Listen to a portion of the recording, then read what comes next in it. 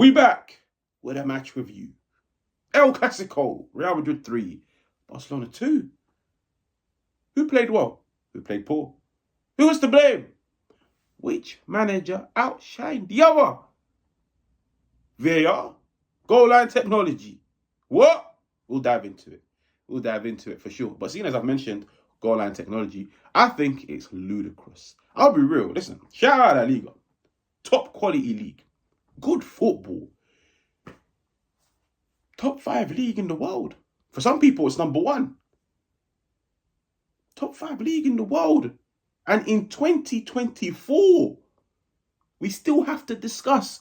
We still have to debate. It's still a problem in games, whether or not a ball has crossed the line or not.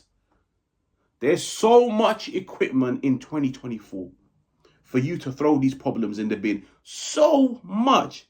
Leagues are forever improving, evolving, bringing in new pieces of equipment to make managers, referees, players, everybody's job easier.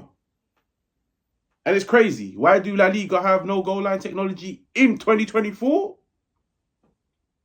Number 1, financial reasons. They feel like it's not worth £2.6 million. Well, that's crazy because the league generates a crazy amount of money. Secondly, Javier Tebas, the chief of La Liga, he feels like human judgment is more accurate and more reliable than the machines. Why? Because on 1, 2, 3 occasions, goal line technology has been wrong because of an error. But listen, at the end of the day, both of them are not going to be 100% reliable. You need to focus on the margin of error. The margin of error is way higher when it comes to a human's eyes than the machines. With the machines, you can always go back. Look at it. You got the footage. You got the videos. You got the photos. With a human, he's only really got one look. And he has to make that tough decision. But Barcelona fans must be fuming. And at the end of the day, that's the route that the La Liga chief wanted to go down. So when it goes wrong, he will be on the receiving end of some heavy criticism. But let's get into it. If you're new, make sure to subscribe. Make sure to hit the like. It helps the channel grow. Let's dive into the video. Now, the thing that I was most looking forward to in this game was I wanted to see how Real Madrid cope/adapt to having played 120 minutes of football against Manchester City away from home. Okay? Because I've already seen the impacts of 120 minutes from watching Manchester City against Chelsea. Manchester City looked knackered. I watched Arsenal against the Wolves. They looked knackered. And they didn't even play 120 minutes. But of course, they had to travel. So I was curious. 120 minutes of football. Away from home, they had to travel all the way down to the UK. Travel back down to Spain. And now El Clasico. You have to live up to the expectations. You have to live up to the demands. Let's be real. It's always nice. It's always satisfying when a team walks out victorious in an El Clasico. Nobody wants a draw. So one part of me, I was curious. I was like, let me see how Real Madrid set up. Let me see how they play. And I'll be honest. In my opinion, from watching the game, from a neutral's perspective, I feel like they had Barcelona's number. I really do. I feel like they had Barcelona's number because, in a sense, it was a trap. Barcelona fell for the trap. Don't get me wrong. At times, they walked out of it. They avoided it. But they didn't make their chances count. But most importantly, I looked at a Real Madrid team that was set up in a 4-3-3. As always, they always set up in a 4-3-3. Real Madrid team set up in a 4-3-3. But what was the difference between the 4-3-3 against Manchester City and the 4-3-3 against Barcelona? Manchester City, they sat back. They invited pressure. They waited for the moments on the transition. Against Barcelona, they set up in a 4-3-3 mid-block. Now, why do I love mid-block? I'll be honest. For me, I think mid-block is one of the best things in football. I love a mid-block because it's the best of both worlds. It's the best of both worlds. You're not crazy deep where you invite a crazy amount of pressure and you're literally defending on the edge of your box. But at the same time, you're not too high where your high line is getting exposed and all it takes is one ball over the top and the opposition are in on goal. A mid-block is so satisfying when deployed correctly. Because when it comes to mid-blocks, you congest the center of the field. You congest it. You cramp it out. The second phase gets cramped. And you now force the opposition to either play through the middle or go long. And the funny thing is, on both ends, if you force them to play through the middle, what did I say? You've already cramped the middle out. So the majority of the times you walk out on the winning end. If they don't choose to play through the middle and they try to go over the top, you don't have a high line. It's not a high line. It's literally like a line in the middle. So you've either got a low line, a low block, then you've got a mid block, and you've got the high line. It's literally in between. So it's the best of both worlds. And whenever I've seen teams that walk out victorious against teams that deploy a mid block, what you got to do is stretch out that mid block. You have to stretch it out. Stretch out the opposition's mid block. Force their players to push out wide. What happens then? The space in the center gets bigger. The bodies in the center will have to push out wide. Barcelona couldn't do that. Why? I'll be honest, I watched the game. The reason why Barcelona couldn't do that is because that Barcelona left-hand side was non-existent. Non-existent. Now, I'm not saying the players were below par or they're not good enough. No. Rafinha, decent player. João Cancelo, great fullback. Both of them were poor. Barcelona had no joy down the left, even when you look at the photo on the screen. This is based on a 90-minute game. There's nothing down the left-hand side. It was Lamine Yamal versus Camavinga. And he came out victorious. He was on the winning end the majority of the times. But over time, it became predictable.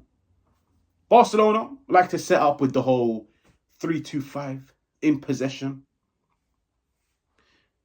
Real Madrid countered that. When you counter a team in the first and second phase, sometimes you leave them with no option but to go long. But to play direct, to play vertical. And I'll be honest, it makes a lot of sense because what? It was Lewandowski against Rudiger. Rudiger came out on top the majority of the times. Barcelona, they like to do the whole 3-2-5. Real Madrid 4-3-3. So if you now look at the screen, 3-2-5 against the 4-3-3 in Barcelona's first and second phase. You've already got a 3v3 in the first phase. When you go into the second phase, Barcelona have 2. But Real Madrid still have 3. So Real Madrid have that numerical advantage. It stops Barcelona from trying to play out of the back. Because now they're at a numerical disadvantage. It's literally 5v6. And that's why you see a lot of teams nowadays, the 6th player becomes the goalkeeper. The 6th player becomes the goalkeeper. And at times when Barcelona did beat the press, Ter Stegen was integral. But a lot of times when they didn't, they went long. They went long over the top. And that was falling into Real Madrid's trap, which is, thank you. Thank you. You're giving us back the ball. We want you to go long. Because our centre-halves have got the beating of your number 9. And that's why throughout the game, it just became so obvious that Barcelona's only joy, only form of penetration was coming down the right-hand side. Now, throughout the game, a player that impressed me, I'll be honest, a veteran pro, a player that will definitely get his flowers once he leaves in the summer. Luka Modric hasn't gotten that many minutes this year, but I feel like he showed a lot of legs, a lot of energy, tenacity. He was energetic. He was all over the place. You would never ever think this guy was in his late 30s, yeah? But with Real Madrid, once again, you can clearly see the plan was not to give Barcelona much joy in their in the first and second phase. Don't let them play out at the back. Don't get me wrong, at times we will. Because you could even see throughout the game at times, Bellingham wouldn't press an Araujo. He wouldn't press him. He'd leave him on the ball. But it's because if all the passing angles are close, sometimes you don't have to press. You don't have to press to force the opposition into a mistake. You can either press them, close them down, force them into a mistake, or you can leave them on the ball, but close down every passing angle available to them. You leave them in a position where the only options available to them are, one, to pass back to a keeper, because the keeper will be unmarked, but that's a pass backwards. So in a sense, it's good news for you. Or they go long. Diagonal, horizontal, vertical, whatever. So many times throughout that game, you'd see Barcelona and Real Madrid would press, and then they would sit back, leave Barcelona on the ball. 2 seconds later, they go long. Turnover, possession. But at times, I feel like they wanted to retrieve the ball, and that 4-3-3 press became a 4-2-4, where Luka Modric joined with the 3 attacking players. So in a sense, it became like Vinny on the left, Rodrigo on the right, Bellingham and Modric as that first line of press. And I feel like that's where Real Madrid got the beating of Barcelona. But what won Real Madrid the game? As much as I feel like they nullified Barcelona, Barcelona had opportunities, but a lack of quality. I feel like this Barcelona team does need a rebuild in the summer, but besides the point. Where did Ancelotti, in my opinion, get it right? And it was a roll of the dice. Why? Because this is what makes the El Clasico special. An El Clasico is not like a normal game, where once it hits the 80th, the 85th minute, teams sit back and accept, I'm taking 1 point. No, when it comes to an El Clasico, you always need a winner. It doesn't matter, home, away. You always need a winner. You want a winner. And I feel like both managers feel like they owe it to the fans. It's an El Clasico. 2 Spanish giants, 2 Spanish powerhouses, the rivalry. We don't want to walk out of it with a point each. And I feel like that's where Carlo Ancelotti rolled the dice. And he brought on 3 players on top of Eder Militao. He brought on Fran Garcia. He brought on Rosselló, and he brought in Brahim Diaz. Now, of course, there were question marks like, what? Taking off Vinny? Taking off Vinny for Rosselló? A lot of question marks. In the dying minutes, what those 3 players brought, it's probably what won Real Madrid the game. And it's such a simple thing. It's not tactical. No. They brought on energy. They brought energy to a tired Barcelona defense. When Brahim Diaz is picking up the ball and hurdling 3-4 challenges, that's a tired team. When Rosselló is in the box, he should have scored earlier. But when Rosselló is in the box occupying centre halves, what does that do? What does that do? Because even when you look at the Real Madrid goal, Rosselló goes near post, drags 2 centre halves with him.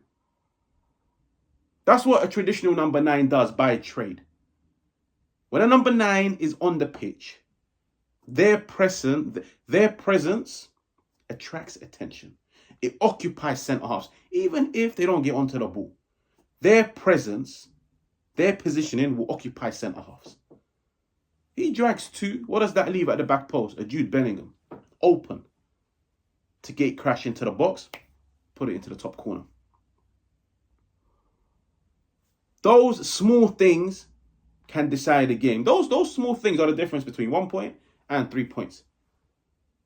And I feel like that's where Real Madrid had the edge. As much as they nullified them from a tactical aspect, as much as they stopped them getting onto the ball in the areas that they wanted to get into, as much as they forced them to go long to retrieve possession, I feel like towards the end of the day, fortune favours the brave. And sometimes you have to take off one of your best players to take that risk. When it works out, everybody applauds you. When it goes wrong, everybody will sit down and criticise you. But I feel like in the dying moments of that game, when Barcelona looked out and dead, Real Madrid looked out and dead. Bringing on 3 players. Fran Garcia, he provided something down the left. A bit of dynamism. Because once you take off Vinny, you still need to keep a bit of dynamism on the left. Those 3 players had the impact. And once again, Jude Bellingham, there at the right time, at the right moment, in the right place to put the ball into the back of the net. That's now 2 winners in 2 El Clasico La Liga games. Well, like I said, if you're new and you enjoy this type of content, make sure to hit the like, make sure to subscribe as always, and I'll catch you guys on another one.